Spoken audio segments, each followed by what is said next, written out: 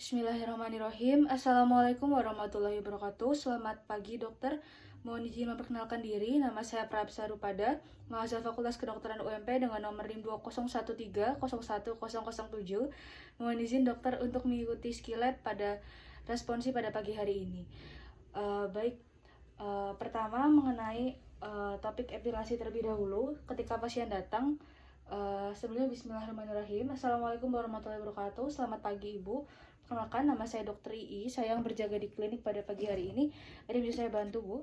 Ya Bu, jadi mata saya ada benda asing yang masuk tuh sama apa? Jadi bulu matanya tuh kayak masuk ke dalam gitu, jadi perih gitu deh. Oh iya. Sebelumnya dengan Ibu siapa? Ibu Bella. Ibu Bella, usianya berapa? 26. 26. Rumahnya di mana, Ibu? Dukualo. Ya, tadi Ibu menyampaikan matanya perih, kayak ada yang masuk ganjel gitu ya, Bu ya. Sejak kapan itu, Bu? Kemarin. Sebelumnya kenapa? Saya kan penyapu jalanan, jadi mungkin kena debu. Oh, oke. Baik, Ibu. Terima kasih. Sebelumnya, berikutnya saya akan melakukan beberapa pemeriksaan. Mohon izin, Bu, nanti jika agak kurang nyaman, G. Baik. Pertama di sini saya akan mencuci tangan saya terlebih dahulu dan menyiapkan alat-alat yang akan saya gunakan. Di sini semisal adalah tetes mata pantokain, salep chloramphenicol, antiseptik, pinset, kertas lakmus, handscoon, kasa dan juga plester, infuset. Kemudian saya akan mencuci tangan saya terlebih dahulu di sini dengan langkah WHO. 6 langkah. Sela-sela jari, tangan saling mengunci, putaran ke arah medial ke lateral, dan juga rotasi ujung-ujung jari.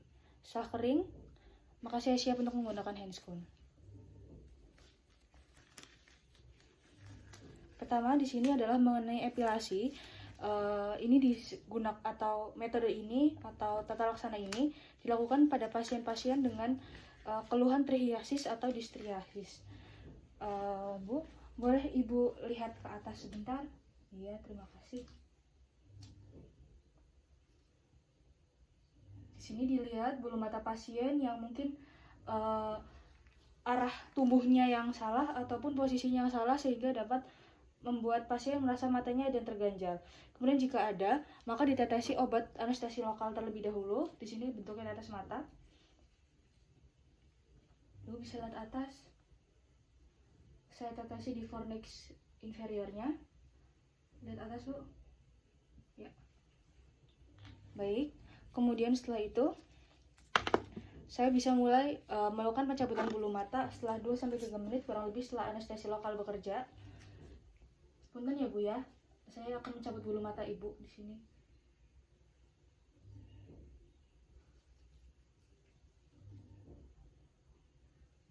Dilihat arahnya dan perlahan-lahan dilakukan kepada pasien. Boleh lihat atas, Bu. Ya. Baik, terima kasih Ibu. Untuk yang berikutnya, jika pemeriksaan sudah selesai dan tata laksana sudah dilakukan selesai, bisa diberikan antibiotik lokal topikal. Di sini dengan salep chloramphenicol. Mohon izin Bu, boleh lihat atas. Saya berikan di fornix bawah dan bisa diminta pasien untuk menutup matanya supaya dapat terbaurkan obatnya. Silakan ditutup matanya, Bu. Baik, kemudian setelah itu mata pasien bisa langsung ditutup dengan perban dan juga dengan plaster. Kemudian topik yang berikutnya adalah mengenai amosio-korpal. Di sini dilakukan jika ada benda asing pada bola mata pasien, khususnya pada area konjungtiva bulbi atau fornix. Pertama di sini melakukan pemeriksaan benda asing terlebih dahulu. Bu, izin nih saya akan memeriksa area mata Ibu. Boleh lihat atas Ibu.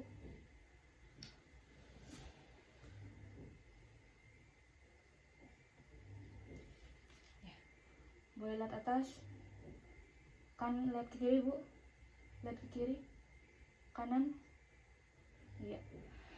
Jika didapatkan adanya corpus allineum, di sini bisa dilakukan pengambilan benda tersebut. Pertama sebelumnya melakukan tetes mata anestesi topikal terlebih dahulu. Diteteskan di fornix bawah, bisa dipejamkan matanya, Bu. Mohon izin ya Bu kalau agak perih. Ditunggu 2-3 menit kurang lebih setelah anestesi topikal bekerja. Kemudian setelah itu melakukan pengambilan benda asing dengan cotton bud. Di sini ada 2 cotton bud yang bisa saya gunakan.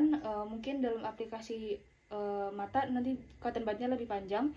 Tapi cotton bud ini bisa dilembabkan terlebih dahulu dengan cairan fisiologis NaCl. Setelah dilembabkan dan tidak begitu basah, kemudian di sini bisa mulai dilakukan pengambilan corpus alineum. Mohon izin ya Bu, boleh lihat ke atas. Di sini saya sapu area fornix pasien dari arah kantus lateral ke kantus medial dan juga mata yang lain jika didapatkan keluhan di kedua mata. Baik, Ibu mungkin karena tidak dapat bersender ya Bu ya, boleh sambil lihat atas saja. Baik, terima kasih. Dilihat juga pada fornix superiornya, di sini bisa dibantu diversi kelopak matanya. Ibu boleh lihat atas saja nggak apa-apa. Iya. Di sini mata pasien tidak saya eversi, tapi pada aplikasinya bisa dilakukan penyapuan fornix superior juga.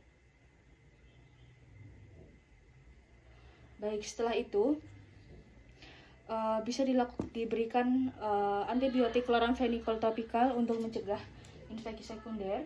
Boleh lihat atas Ibu. Ya, ditutup matanya Bu.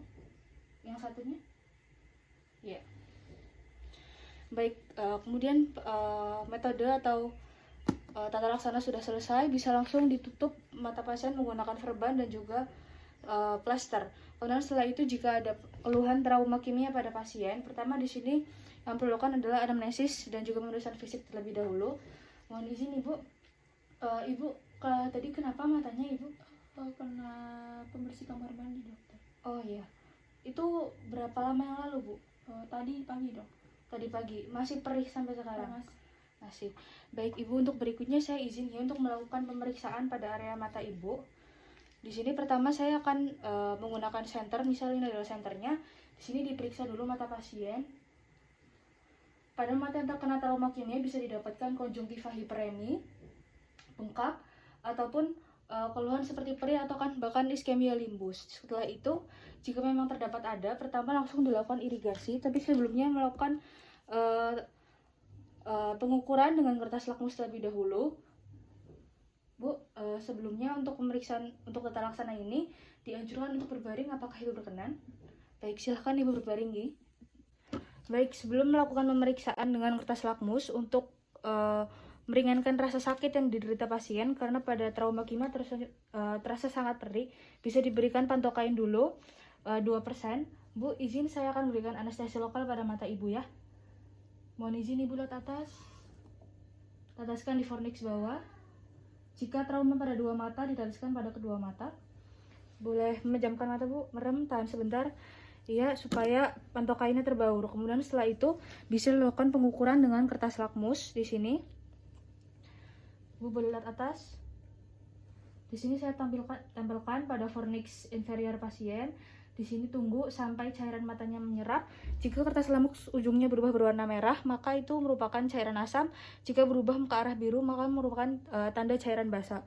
Kemudian jika sudah, langsung dilakukan irigasi kepada pasien menggunakan saline water. Di sini misalnya ada saline water dan juga adalah infuset. Di sini saya akan menyambungkan infusetnya kepada saline water, kemudian diposisikan di tempat yang tinggi dan menggunakan intravena ini saya buang jarumnya dan saya bisa dekatkan bengkok. Mohon izin ya Bu, ini hanya sebagai peraga bengkok. Kemudian di sini juga bisa diberikan plester supaya nanti cairan yang turun dari pasien tidak membasahi atau malah membasahi di sekitarnya. Kemudian di situ bisa langsung diirigasi mata pasien,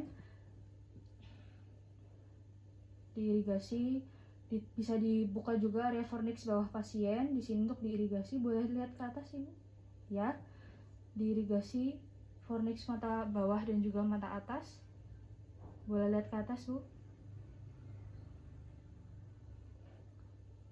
Jika pada duk satunya maka dilakukan secara bilateral. Di sini dilakukan dengan saline water kurang lebih 1-2 liter sampai pasien mereda. Jika nanti pada irigasi dilakukannya lebih lama dan pasien mulai merasa tidak nyaman, bisa diberikan ulang pantokain 2%-nya. Mohon izin Ibu lihat ke atas kembali. Ya, terima kasih. Ya, merem sebentar Ibu. Setelah dipantokain, di sini bisa dilanjutkan kembali irigasi. Lihat atas Ibu. Ya, di sini diirigasi terus pada kedua mata pasien jika keduanya terkena zat kimia. Dilakukan bilateral 15-20 menit. Jika misal di situ sudah agak mereda, bisa dilakukan pemeriksaan kembali dengan kertas lakmus. Boleh lihat atas Ibu. Ya, di fornix inferior diposisikan kembali. Bisa dilakukan juga di kedua mata. Ya, dilihat hasilnya. Jika itu ke arah merah maka asam, ke arah biru maka basa. Bisa dilanjutkan kembali. Baik, jika misal nanti pada saat irigasinya membutuhkan prosedur yang lama dan penangan hanya 1 orang, bisa menggunakan Morgan lens seperti corong yang dihubungkan dengan intravena ini yang langsung mengenai area kornea pasien. Kemudian jika setelah diirigasi dan didapatkan pH-nya normal, pH mata normal itu sekitar ke arah ke basa 7,3 sampai 7,4, maka irigasi bisa dihentikan atau dicukupkan terlebih dahulu.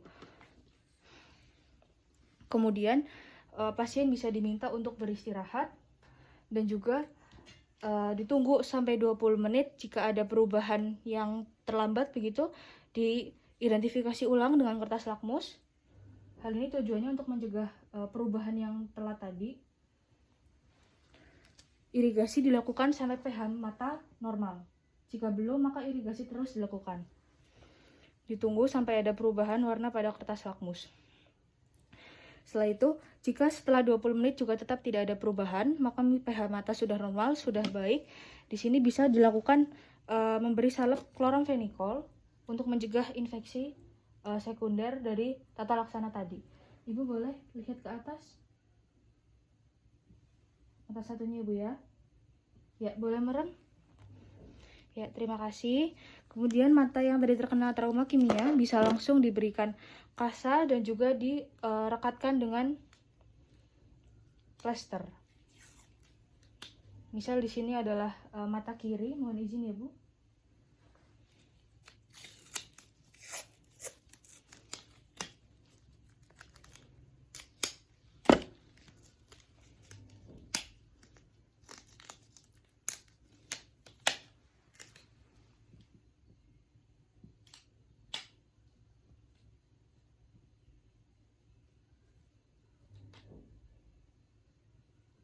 Baik, misalkan begitu nanti bisa direkatkan kembali di sisi lateral masing-masing kasa.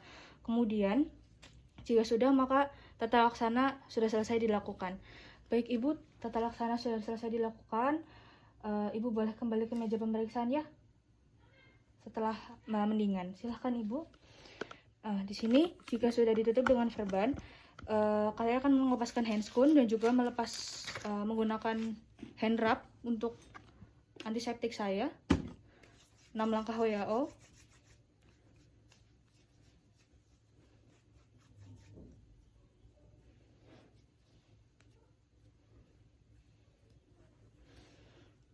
Jika sudah, saya bisa menyampaikan kesimpulan pada pasien. Baik Ibu, jika sambil tiduran tidak apa-apa, sambil istirahat. Di sini saya izin menyampaikan ya Bu ya. Tadi Bu Bella katanya karena cairan sabun ya Bu ya. Itu mungkin kalau semisal dikit nggak apa-apa, tapi kalau semisal sampai banyak, apalagi cairan kimianya keras gitu kan bisa bahaya ya Bu ya. Jadi lain kali saya saranin kalau semisal lagi di kamar mandi gitu, kira-kira bersihnya banyak, bisa menggunakan pelapis misal kacamata begitu. Dan saya tidak begitu menyarankan menggunakan kontak lens ya Bu ya ketika membersihkan toilet begitu. Nah kemudian setelah itu Ibu jika misal terjadi kayak gini lagi, nauzubillahnya, Ibu bisa pakai air keran dulu, dibilas sampai agak kurang perih gitu, atau sampai tidak perih bahkan baru bisa baru kesini gitu Bu. Harapannya nanti bisa mengecil dampak yang ditimbulkan. Mungkin itu Bu, adakah yang ditanyakan? Cukup dokter. Baik, jika cukup saya izin untuk mengakhiri ya Bu ya. Terima kasih untuk kesediaannya. Wassalamualaikum warahmatullahi wabarakatuh. Waalaikumsalam. Terima kasih Ibu.